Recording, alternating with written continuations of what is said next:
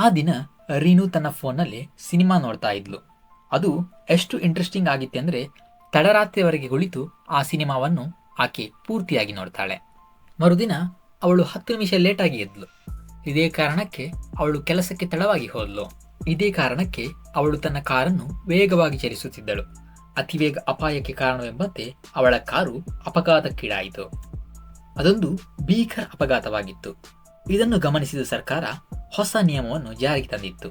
ಆ ರಸ್ತೆಯ ವೇಗವನ್ನು ಗಂಟೆಗೆ 40 ಕಿಲೋಮೀಟರ್ಗೆ ಸೀಮಿತಗೊಳಿಸಲಾಯಿತು. ತದನಂತರದಲ್ಲಿ ಆ ರಸ್ತೆಯಲ್ಲಿ ಒಂದೇ ಒಂದು ರಸ್ತೆ ಅಪಘಾತ ಸಂಭವಿಸಲಿಲ್ಲ. ಸರಿಯಾಗಿ ಗಮನಿಸಿ ನೋಡಿದರೆ ಈ ಎಲ್ಲಾ ಬೆಳವಣಿಗೆಗೆ ಕಾರಣ ಅಂದು ರೀನು ತನ್ನ ಫೋನ್ನಲ್ಲಿ ಸಿನಿಮಾ ನೋಡಿದ್ದಾಗಿತ್ತೆ.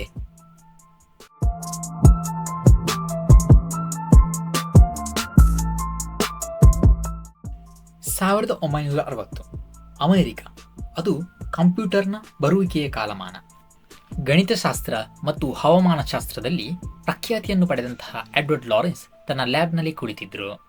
ಕಂಪ್ಯೂಟರ್ನ ಸಹಾಯದ ಮೂಲಕ ಗಣಿತಶಾಸ್ತ್ರ ಮತ್ತು ಹವಾಮಾನಶಾಸ್ತ್ರವನ್ನು ಸಂಯೋಜಿಸುವ ಯೋಚನೆ ಲಾರೆನ್ಸ್ರ ತಲೆಗೆ ಬಂದಿತ್ತು. ಇದಕ್ಕಾಗಿ ಹವಾಮಾನದ ಒಂದು ಮ್ಯಾಥಮ್ಯಾಟಿಕಲ್ ಮಾಡೆಲ್ ಅನ್ನು ಲಾರೆನ್ಸ್ ರವರು ನಿರ್ಮಿಸಿದ್ರು. ಅದು ತಾಪಮಾನ, ಗಾಳಿಯ ವೇಗದಲ್ಲಿನ ಬದಲಾವಣೆಯನ್ನು ಸೂಚಿಸುವ ಒಂದು ಗಣಿತೀಯ ಮಾದರಿ. ಹೀಗೆ ಲಾರೆನ್ಸ್ ರವರು ಸಮಯವನ್ನು 12 ವಿಭಾಗಗಳಾಗಿ ವಿಂಗಡಿಸ್ತಾರೆ.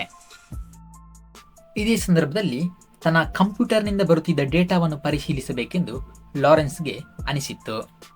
ಒಂದೇ ವಿಭಾಗದಲ್ಲಿ ಬರುವ 2 ಸಮಯಗಳಲ್ಲಿನ ಡೇಟಾವನ್ನು ಪರಿಶೀಲಿಸಲು ಲಾರೆನ್ಸ್ ರವರು ತೀರ್ಮಾನಿಸಿದ್ರು. ಅಲ್ಲಿ 2 ಡೇಟಾಗಳು ಒಂದೇ ರೀತಿಯದ್ದಾಗಿರಬೇಕಿತ್ತು. ಬಟ್ ಅದನ್ನು ಪರಿಶೀಲಿಸಿದ ನಂತರ ಅವರಿಗೆ ಅರಿವಾಗಿದ್ದು ತುಂಬಾ ಅಸಾಧಾರಣವಾಗಿತ್ತು.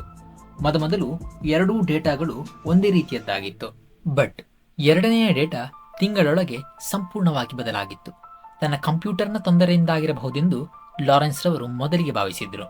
ಯಾವುದೇ ತೊಂದರೆ ಇಲ್ಲ ಎಂದು ಅರಿವಾದಾಗ ಲಾರೆನ್ಸ್ ಕಂಡು ಹಿಡಿದದ್ದು ಜಗತ್ತೇ ನಿಬ್ಬೆರಗಾಗಿ ನೋಡುವಂತಹ ಒಂದು ಸಂಶೋಧನೆ.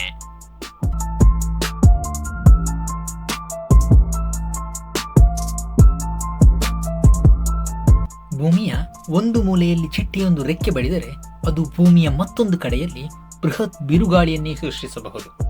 ಇದು ಲಾರೆನ್ಸ್ ಬಟರ್ಫ್ಲೈ ಎಫೆಕ್ಟ್ ಅನ್ನು ವಿವರಿಸಿದ ರೀತಿ.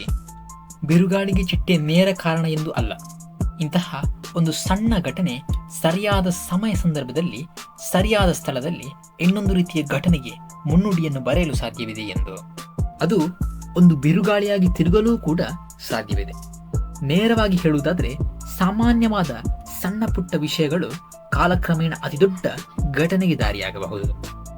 ನಂತರದಲ್ಲಿ ಇದು ಚೋಸ್ ಥಿಯರಿ ಎಂಬ ಗಣಿತಶಾಸ್ತ್ರದಲ್ಲಿನ ಒಂದು ಶಾಖೆಗೆ ಅಡಿಪಾಯವಾಗಿ ಬದಲಾಯಿತು. ಇಂದು ಗಣಿತಶಾಸ್ತ್ರದಲ್ಲಿನ ಈ ಶಾಖೆ ಕ್ಲಾಸಿಕಲ್ ಫಿಸಿಕ್ಸ್ನ ಮೂಲವನ್ನೇ ಪ್ರಶ್ನಿಸುತ್ತಿದೆ. ಅಂದರೆ ನ್ಯೂಟನ್ನ 3ನೇ ಚಲನೆಯ ನಿಯಮದ ಪ್ರಕಾರ ಒಂದು ಕ್ರಿಯೆಗೆ ಅದಕ್ಕೆ ಸರಿಯಾದ ವಿರುದ್ಧವಾದ ಪ್ರತಿಕ್ರಿಯೆ ಉಂಟಾಗಬೇಕು. ಬಟ್ ಬಟರ್ಫ್ಲೈ ಎಫೆಕ್ಟ್ನ ಪ್ರಕಾರ ಒಂದು ಕ್ರಿಯೆಗೆ ಉಂಟಾದ ಪ್ರತಿಕ್ರಿಯೆ ತುಂಬಾ ದೊಡ್ಡದು ಮತ್ತು ಊಹೆಗೂ ನಿಲುಕದ್ದಾಗಿದೆ. ಹವಾಮಾನದಂತಹ ಕಷ್ಟಕರವಾದ ಪ್ಯಾಟರ್ನ್ಗಳಿಗೆ ಇದು ಸತ್ಯವೂ ಕೂಡ ಆಗಿದೆ. ನಿಮ್ಮ ಜೀವನದಲ್ಲೂ ಬಟರ್ಫ್ಲೈ ಎಫೆಕ್ಟ್ ನಮಗೆ ನೋಡಲು ಸಿಗುತ್ತದೆ. ನೀವು ಮಾಡಿದ ಸಣ್ಣ ಪುಟ್ಟ ಕಾರ್ಯಗಳು ಭವಿಷ್ಯದಲ್ಲಿ ದೊಡ್ಡ ಬದಲಾವಣೆಗೆ ಕಾರಣವಾಗಬಹುದು. ಅದಕ್ಕಾಗಿ ಒಂದು ಉದಾಹರಣೆಯನ್ನು ನೋಡೋಣ. 1914 ಜೂನ್ 28ರಂದು ಆಸ್ಟ್ರಿಯನ್ ಡೂಕ್ನ ಮೇಲೆ ಒಂದು ಬಾಂಬ್ ದಾಳಿ ನಡೆದಿತ್ತು. ಅಂದು ಅವರ ಕಾರಿಗೇನು ಸಂಭವಿಸಲಿಲ್ಲ, ಬಟ್ ಅವರ ಹಿಂದಿನ ಕಾರಿಗೆ ಬೆಂಕಿ ಹತ್ತಿತ್ತು. ಆ ದಿನ ಮಧ್ಯಾಹ್ನ ಆ ದಾಳಿಯಲ್ಲಿ ಗಾಯಗೊಂಡವರನ್ನು ಕಾಣಲು ಅವರು ಆಸ್ಪತ್ರೆಗೆ ಹೊರಟರು. ಅಂದು ಅವರ ಡ್ರೈವರ್ ಸಾಧಾರಣವಾಗಿ ಆಸ್ಪತ್ರೆಗೆ ಹೋಗುವ ದಾರಿಯಲ್ಲಿ ಹೋಗಲಿಲ್ಲ, ಬದಲಾಗಿ ಮತ್ತೊಂದು ದಾರಿಯಲ್ಲಿ ಹೋದರು.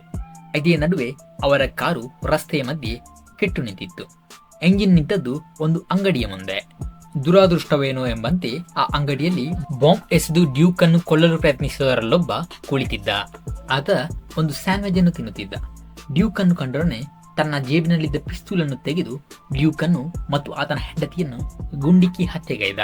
ನಂತರದಲ್ಲಿ 4 ವರ್ಷಗಳ ಬಳಿಕ 1ನೆಯ ಮಹಾಯುದ್ಧ ಪ್ರಾರಂಭವಾಯಿತು. ಇದನ್ನು ಗಮನಿಸಿ ನೋಡುವುದಾದರೆ ಅಂದು ಡ್ರೈವರ್ ಬೇರೆ ದಾರಿಯಲ್ಲಿ ಹೋದದ್ದೇ 1ನೇ ಮಹಾಯುದ್ಧಕ್ಕೆ ಕಾರಣವಾಯಿತು. ಆ ಒಬ್ಬ ವ್ಯಕ್ತಿಯ ಒಂದು ಸಣ್ಣ ತೀರ್ಮಾನ ನಂತರದಲ್ಲಿ ಕೋಟ್ಯಾನುಕೋಟಿ ಮನುಷ್ಯರ ಜೀವನವನ್ನೇ ತೆಗೆದುಕೊಂಡಿತ್ತು. ಆದರೆ ಅಂದವರು ಸಾಧಾರಣವಾಗಿ ಹೋಗುತ್ತಿದ್ದ ದಾರಿಯಲ್ಲೇ ಹೋಗಿದ್ರೂ ಕೂಡ ಮತ್ತೊಂದು ದೊಡ್ಡ ಬದಲಾವಣೆ ಈ ಭೂಮಿಯ ಮೇಲೆ ಸಂಭವಿಸುತ್ತಿತ್ತೇನೋ, ಬಟ್ ಅದನ್ನು ನಮಗೆ ಊಹಿಸಲು ಸಾಧ್ಯವಿಲ್ಲ. ನಮ್ಮ ಸುತ್ತಮುತ್ತ ನೋಡಿ, ನಾವೆಲ್ಲರೂ ಬಟರ್ಫ್ಲೈ ಎಫೆಕ್ಟ್ನಿಂದಲೇ ಜೀವಿಸುತ್ತಿರುವುದು. ನೇರವಾಗಿ ಹೇಳುವುದಾದರೆ, ನೀವು ಈ ವಿಡಿಯೋ ನೋಡುತ್ತಿರುವುದಕ್ಕೂ ಬಟರ್ಫ್ಲೈ ಎಫೆಕ್ಟೇ ಕಾರಣ. ನೀವು ಆಲೋಚಿಸಿ ನೋಡಿ, ಹೇಗೆ ನೀವು ಈ ವಿಡಿಯೋಗೆ ತಲುಪಿದ್ರಿ? ನೀವು ಹೇಗೆ ಈ ಚಾನಲ್ಗೆ ತಲುಪಿದ್ರಿ? ಆಲೋಚಿಸಿ ನೋಡಿ ಮತ್ತು ಸಬ್ಸ್ಕ್ರೈಬ್ ಮಾಡಿ. ಮುಂದೆ ಅದೇ ಬಹುದೊಡ್ಡ ಬದಲಾವಣೆಗೂ ಕೂಡ ಕಾರಣವಾಗಬಹುದು.